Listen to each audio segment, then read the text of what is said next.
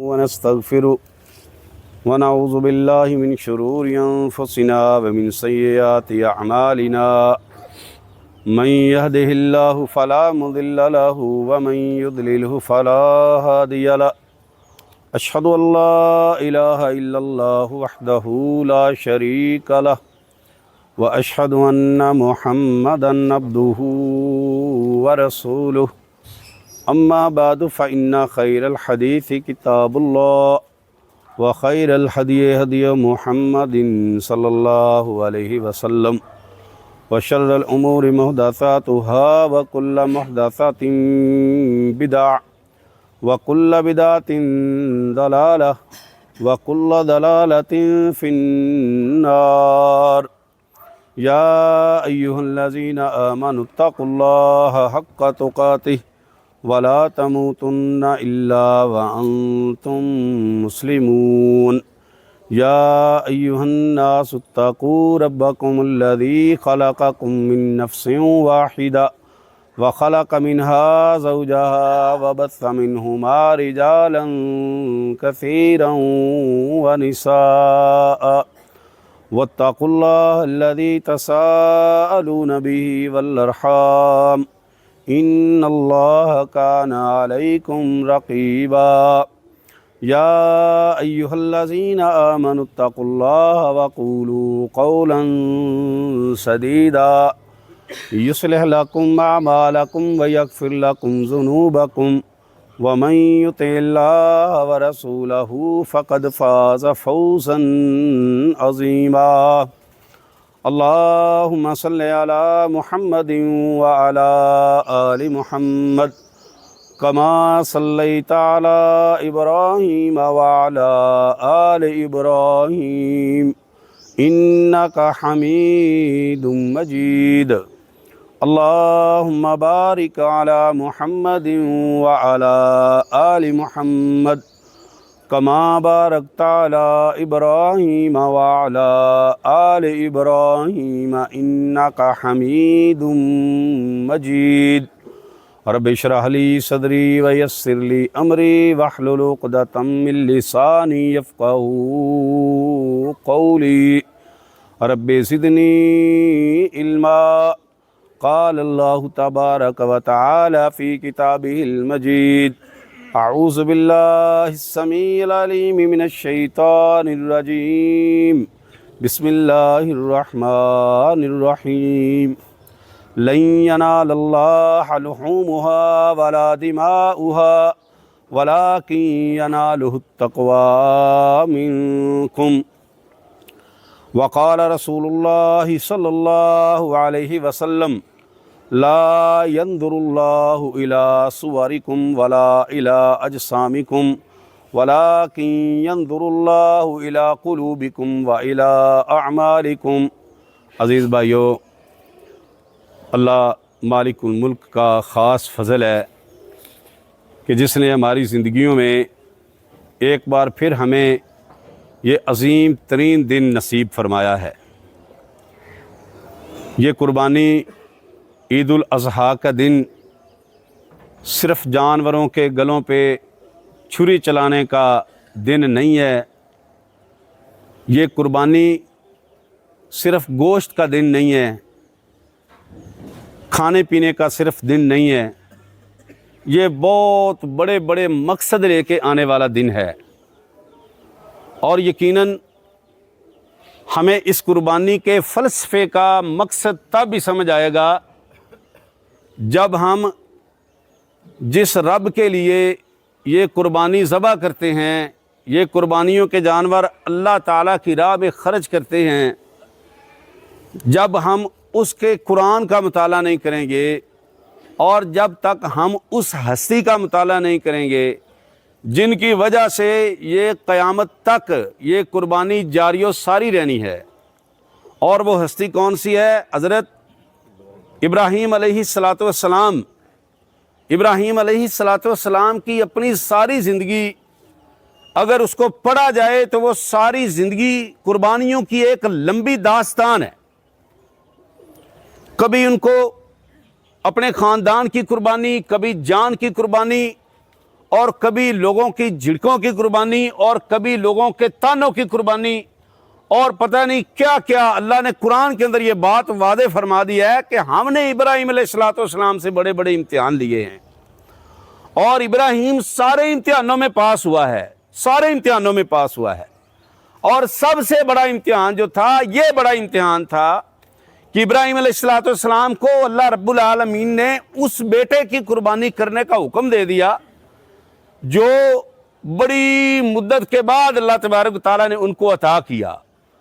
بڑھاپے کی عمر ہے اور ان کو سہارے کی ضرورت ہے۔ آپ کو بھی پتہ ہے، ہم جانتے ہیں، ہر باپ کی یہ خواہش ہوتی ہے کہ اللہ مجھے اولاد عطا فرما، صالح اولاد عطا فرما، مجھے نیک اولاد عطا فرما، اولاد نرینہ عطا فرما۔ یہ ہر انسان کی خواہش ہے۔ بابا جی ابراہیم علیہ السلام اللہ سے دعا کرتے، اللہ نے ان کو اولاد سے نواز دیا تو اس کے بعد اللہ کا قرآن فرماتا ہے کہ جب وہ چلنے پھرنے کے قابل ہوا، ان کے ساتھ ہاتھ بٹانے کے قابل ہوا، ابھی ننھی سی جان ہے، تو اللہ رب العالمین نے حکم دے دیا کہ اس کو اللہ کے راستے میں قربان کر۔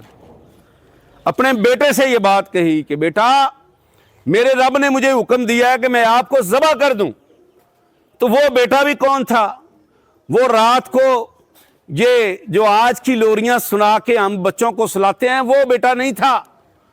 یہ جو آج کا جو بیٹا ہے، جو آج کا بچہ ہے، جو بچپن سے ہی ماں باپ کے ساتھ بدتمیزی سیکھ جاتا ہے، وہ بیٹا نہیں تھا۔ وہ بیٹا جن کی تربیت رات کو سوتے وقت ابراہیم علیہ السلام کرتے، دن کی روشنی میں ان کی تربیت کرتے، اپنی پہچان کرواتے، اپنی اللہ کی پہچان کرواتے۔ ننھی سی جان ہے، مشورہ کیا تو باپ سے کیا کہتے ہیں کہ اے میرے والد محترم، جو آپ کو حکم ہے جلدی کیجئے، دیر نہ کیجئے، آپ مجھے صابر پائیں گے۔ کتنی بڑی یہ قربانی ہے۔ میں آپ سے یہ گزارش کرنا چاہتا ہوں کہ ہم نے کس کس چیز کی قربانی دی ہے۔ اگر کوئی شراب نوشی کر رہا ہے تو وہ شراب میں دھوتا ہے، وہ اس کی مجلسیں، اس کی محفلیں، اس کے ڈیرے ویسے چل رہے ہیں، وہاں گندگی ہے، وہاں حرام زدگی ہے تو ویسے ہے۔ ہم قربانی کا جانور ذبح کر کے سمجھتے ہیں کہ بڑا کام کر لیا۔ بے نماز ہے تو پرلے درجے کا بے نماز ہے، چوڑا ہے، اللہ کی قسم۔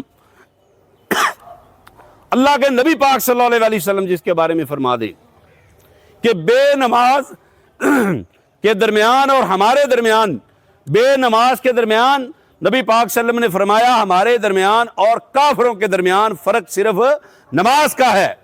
میرا من، میری خواہش، میرا نفس اگر خبیث ہے تو وہ خبیث ہے۔ میں نے اپنے نفس کی صفائی نہیں کی تو اس کا مطلب ہے پھر میں نے قربانی کا جانور ذبح تو کر دیا لیکن میں نے اپنے نفس پر چوری نہیں چلائی۔ میرا نفس اگر اللہ تبارک و تعالیٰ کی بغاوت کرنے والا ہے تو وہ ویسے بغاوت ہی کرتا چلا جا رہا ہے۔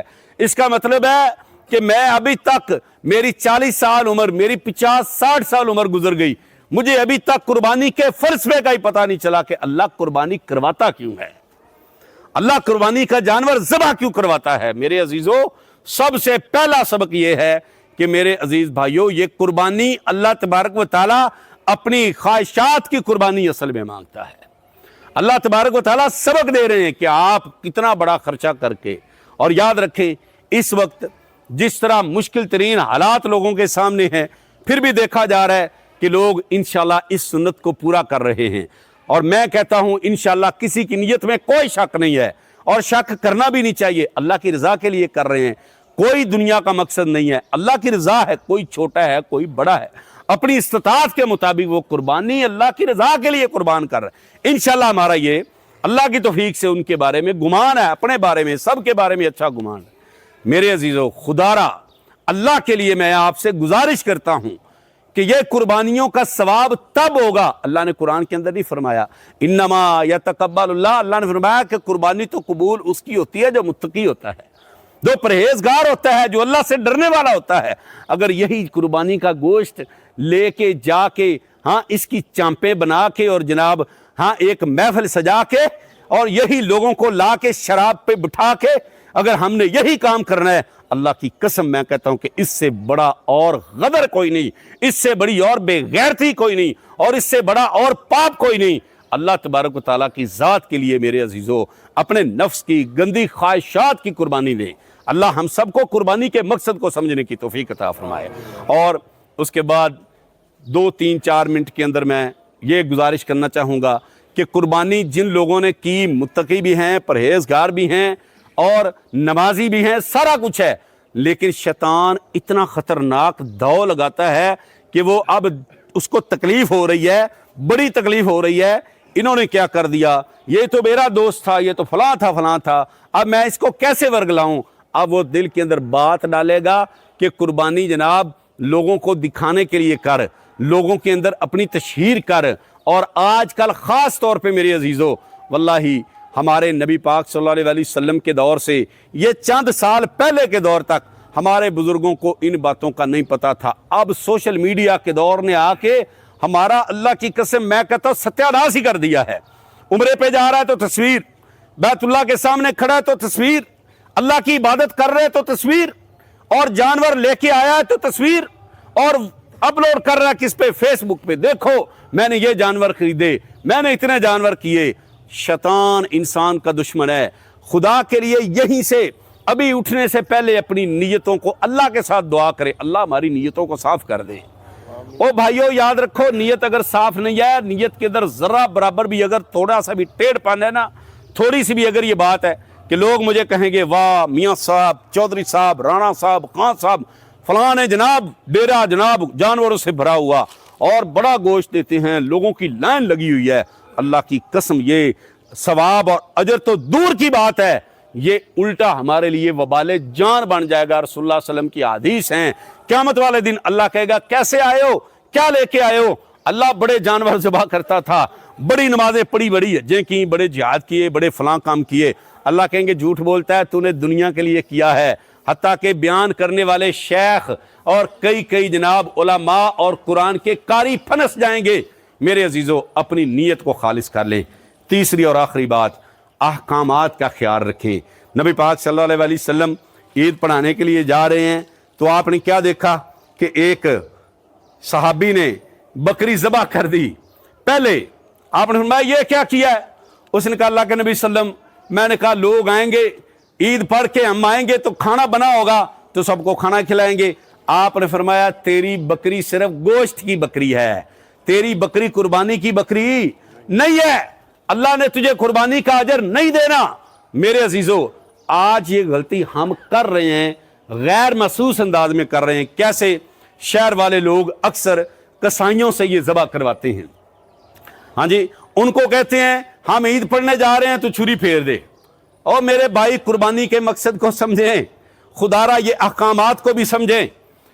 ہماری ذمہ داری ہے سارے کام چھوڑیں، یہاں سے عید پڑھنے کے بعد جائیں جہاں پر آپ کا جانور ذبح ہو رہا ہے، آپ پاس کھڑے ہوں، آپ کوشش کریں کہ چھری اپنے ہاتھ سے چلائیں۔ او مسلمان ہیں، ہم مسلمان ہیں، اللہ تبارک و تعالیٰ نے اس کو دلیر بنایا ہے۔ یہ بڑا فن خواں بنتا ہے اور جانور ذبح کرتے وقت کہتا ہے مجھے ڈر بڑا لگتا ہے، میں خون دیکھ نہیں سکتا، بیوقوف ہے، پرلے درجے کا جاہل ہے۔ او بھائی، نبی پاک صلی اللہ علیہ وسلم اور آپ صلی اللہ علیہ وسلم کے صحابہ اپنے جانور کے گلے پر چھری خود چلاتے تھے، کیا ہم جاہل ہیں؟ بسم اللہ، اللہ اکبر پڑھ کے، بسم اللہ تکبیر پڑھ کے چھری پھیر دیں اور اللہ سے کہیں یا اللہ یہ میرے اور میرے خاندان کی طرف سے اس کو قبول کر لے۔ تو میرے عزیزو یہ احکامات ہیں، ان کو یاد رکھنا۔ اور بھی بہت ساری باتیں ہیں، کوئی جانور عیب والا جانور نہ ہو۔ بعض لوگ کہتے ہیں جی قربانی جب خریدی تھی تب ٹھیک تھا، لیکن گھر میں لے کے آئے ہیں تو اس کو چوٹ آ گئی۔ یاد رکھیں بھائی، قربانی ذبح کرنے سے پہلے اگر اس کو چوٹ آ گئی ہے، داغدار ہو گیا ہے، تو وہ قربانی قبول نہیں ہوگی۔ اللہ تعالی ہم سب کو صحیح معنوں میں قربانی کے فلسفے کو اور اس کے احکامات کو سمجھنے کی توفیق عطا فرمائے۔ آخر دعوانا الحمدللہ رب العالمین والعاقبۃ للمتقین، سبحان قدوس رب السماوات رب العرش العظیم۔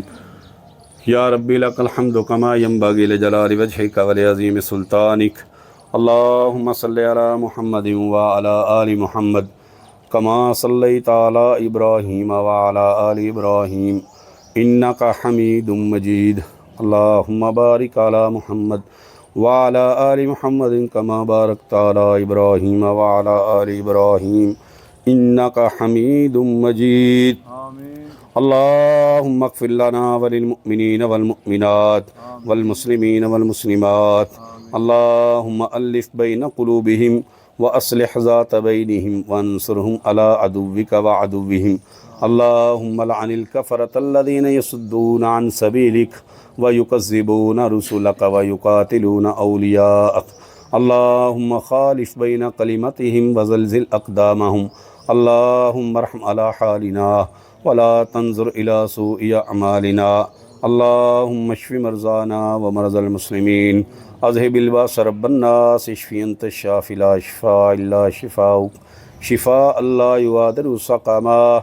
اللهم انا نسألك الهدى والتقى والعفاف والغنى. اللهم انا نسألك الجنة الفردوس. اللهم اغفر لنا ولاخواننا الذين سبقونا بالإيمان.